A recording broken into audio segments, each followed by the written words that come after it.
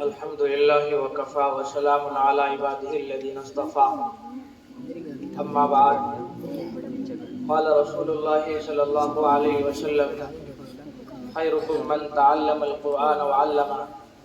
وقال رسول الله صلى الله عليه وسلم إن الله يرفع بهذا الكتاب أقواما ويضع به آخرين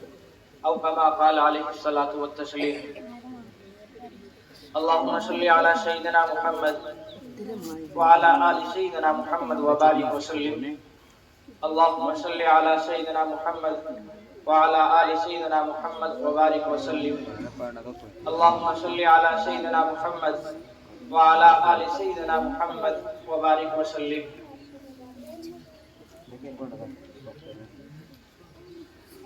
جناب حضرت قاری محمد عابد صاحب دامت برکاتہ العالیہ نے یہ پروگرام سجایا مسابقۃ القرآن الکریم چھوٹے چھوٹے بچوں نے قرآن کریم کی چند آیات تلاوت کی بہت ہی ستھرے لہجے کے اندر اور صاف انداز کے اندر اللہ رب العزت اس پروگرام کو ان کوششوں کو ان محنتوں کو اللہ رب العزت قبول فرمائے اس وقت میں بڑے عظیم حضرات یہاں موجود ہیں ہم سب کے رہبر و رہنما حضرت مولانا محمد عمر صاحب دامت برکاتہ العالیہ اس وقت یہاں تشریف فرما ہے بڑوں کی موجودگی کے اندر کچھ کلام کرنا اور کچھ بات کرنا اور زیادہ کچھ لمبی باتیں کرنا یہ مناسب نہیں بہرحال اس وقت کے اندر قاری محمد مبین صاحب اور قاری محمد مرسلین صاحب اور ان کی سرپرستی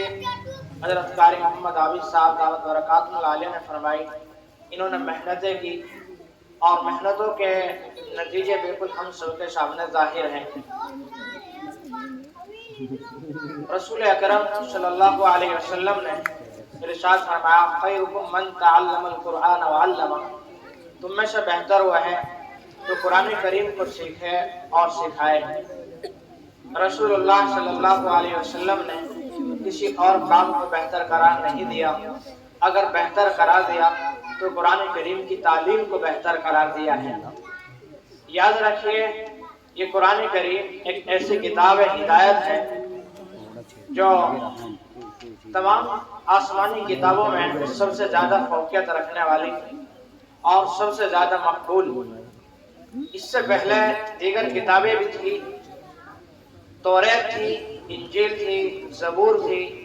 اور اس کے علاوہ حضرت موسیٰ علیہ السلام و تسلیم کی طرح حضرت ابراہیم علیہ السلام پر بھی کچھ صحیفے اتارے گئے حضرت آدم علیہ السلام و تسلیم کو بھی کتاب کا کچھ حصہ دیا گیا مگر آج وہ ساری کی ساری ناپید ہیں یہ اس امت کی خصوصیت ہے کہ اس امت کے اندر اللہ رب العزت نے ایسے افراد پیدا کیے ہیں کہ اتنا عظیم قرآن کریم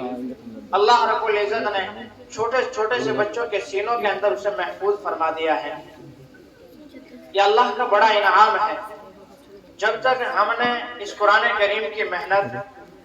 کو گلے سے لگایا اور قرآن کریم کو گلے سے لگایا اس وقت تک اللہ رب العزت نے ہمیں خوب عزت عطا فرمائی اور خوب قیادت عطا فرمائی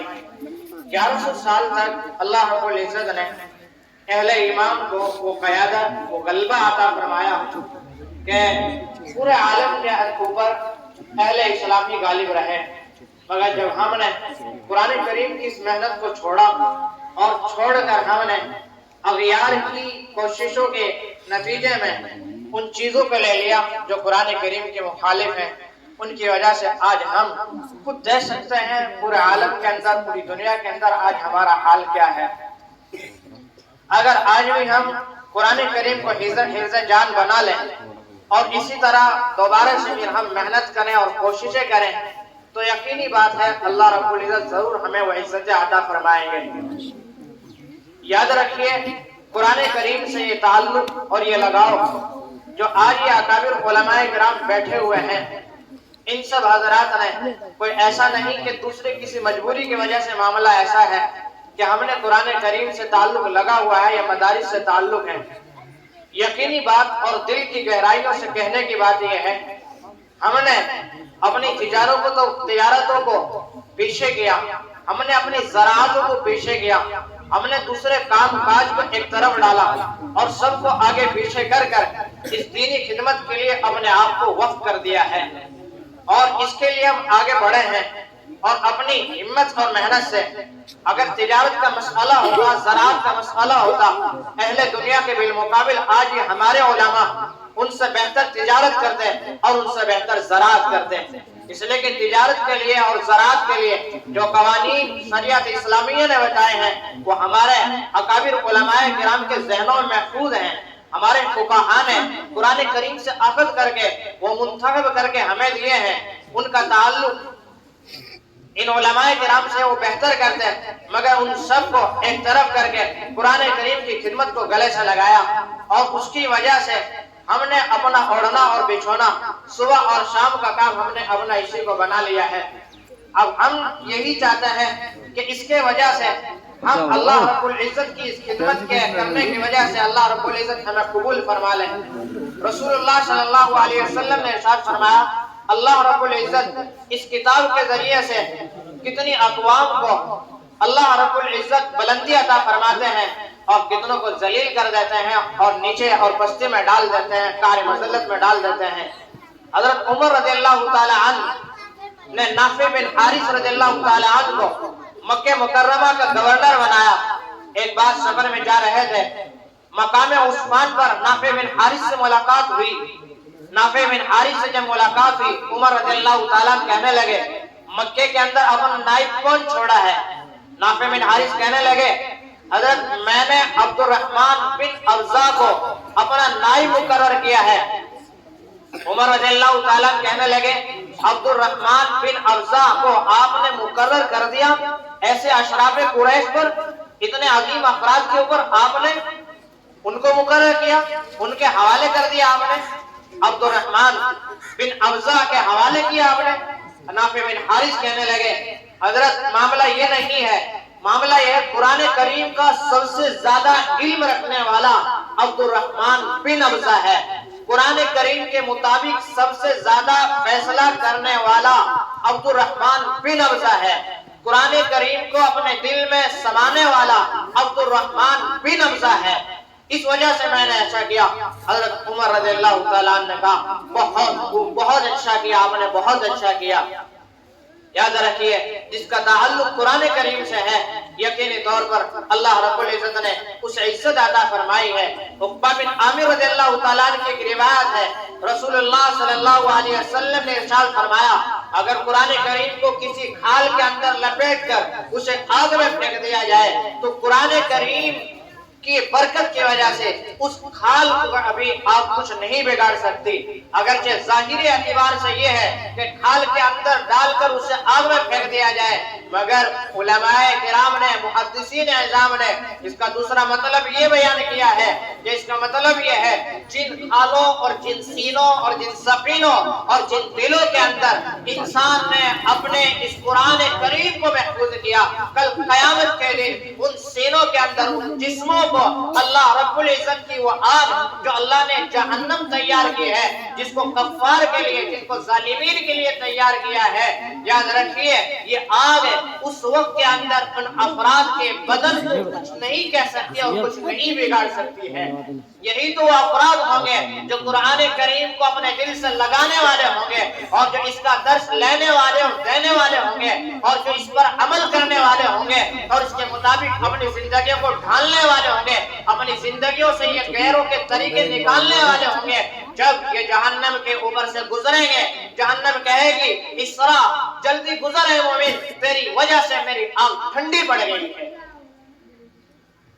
تو اس وقت ضرورت یہی ہے کہ آج ہم اس قرآن کریم کو گلے سے لگا لیں، ہم ان چھوٹے چھوٹے بچوں کے جن کے سینوں کے اندر اللہ رب العزت نے قرآن کریم عطا کیا ہے، قربان جائے جب ان کو دیکھا جاتا ہے اور جب ان کی آوازوں کو سنا جاتا ہے اور قرآن کریم ان کی زبان سے جاری ہوتا ہے، اور صبح ان کا یہ حال ہوتا ہے کہ کتنے افراد صبح اٹھتے ہیں، کوئی اٹھتے ہی کسی کے ہاتھ میں دراتی ہوتی ہے، کسی کے ہاتھ میں اپنی دکان کی چابی ہوتی ہے، کسی کے ہاتھ میں جانوروں کا رسہ ہوتا ہے، مگر قربان جائے اللہ رب العزت نے کتنا کرم فرمایا ان چھوٹے چھوٹے بچوں کے اوپر اور ان کے ماں باپ کے اوپر۔ اللہ رب العزت نے صبح ہوتے ہی ان کے ہاتھ میں اپنا کلام تھما دیا ہے۔ صبح ہوتی ہے ان کے ہاتھ میں اللہ کا کلام ہوتا ہے، شام ہوتی ہے ان کے ہاتھ میں اللہ کا کلام ہوتا ہے، اٹھتے ہیں تو اللہ کے کلام کے ساتھ اٹھتے ہیں، ہوتے ہیں تو اللہ کے کلام کے ساتھ ہوتے ہیں۔ سمجھئے کیا یہ اللہ رب العزت نے اپنا کلام ہمارے بچوں کے ہاتھ میں تھما دیا، کیا یہ عزتیں کم ہیں؟ کیا یہ رفعتیں کم ہیں؟ کتنے انسان تڑپتے ہیں کاش ہمیں یہ قرآن کریم آ جائے، کاش ہمارے یہاں حافظ ہو جائے۔ جب کوئی بچہ حافظ ہوتا ہے اس کے باپ کی جانب نگاہ جاتی ہے، معلوم نہیں اس نے کیا نیکی کی ہوگی، کیا خدمت کی ہوگی جس کی وجہ سے اللہ رب العزت نے اسے یہ نواز دیا۔ اور مولانا قاسم نانوتوی علیہ الرحمہ نے اس وقت میں حافظ محمد احمد صاحب کو بلایا جس وقت میں حافظ محمد احمد صاحب علیہ الرحمہ حافظ ہوئے تھے۔ حافظ ہونے کے بعد ایک طرف بلایا تنہائی میں، اور تنہائی میں بٹھانے کے بعد کہا محمد احمد آج اس قرآن کریم کو آپ نے حفظ کر لیا ہے، آپ دنیا میں بہت سے کام کریں گے مگر یہ قرآن کریم کو جو حفظ کرایا یہ میں نے اپنے لیے کرایا تاکہ تو حافظ بنے، اور اللہ کے رسول صلی اللہ علیہ وسلم نے جو فضیلتیں بیان کی کہ اس کے والد کو تاج ملے گا اور یہ فضیلتیں حاصل ہوں گی تاکہ کل قیامت کے دن مجھے وہ فضیلتیں حاصل ہو جائیں۔ تو ماں باپ کو یہ فضیلت حاصل ہو رہی ہے، یہ قرآن کریم کی دولت ہے، یہ قرآن کریم کی برکت ہے۔ ہمیں چاہیے ہم اپنے بچوں پر دھیان دیں، توجہ دیں اپنے بچوں کے اوپر، کدھر ہم جا رہے ہیں ان کے سینوں میں قرآن کریم اتاریں، ان کے سینوں میں رسول اللہ صلی اللہ علیہ وسلم کی سنتیں اتاریں اور اس زندگی پر ہم انہیں ڈھالیں۔ بس وقت زیادہ ہو جائے گا، میں زیادہ گفتگو نہیں کرنا چاہتا، جو باتیں کہی گئی اللہ رب العزت سب سے پہلے مجھے اور سبھی حضرات کو عمل کی توفیق عطا فرمائے۔ وآخر دعوانا الحمدللہ رب العالمین۔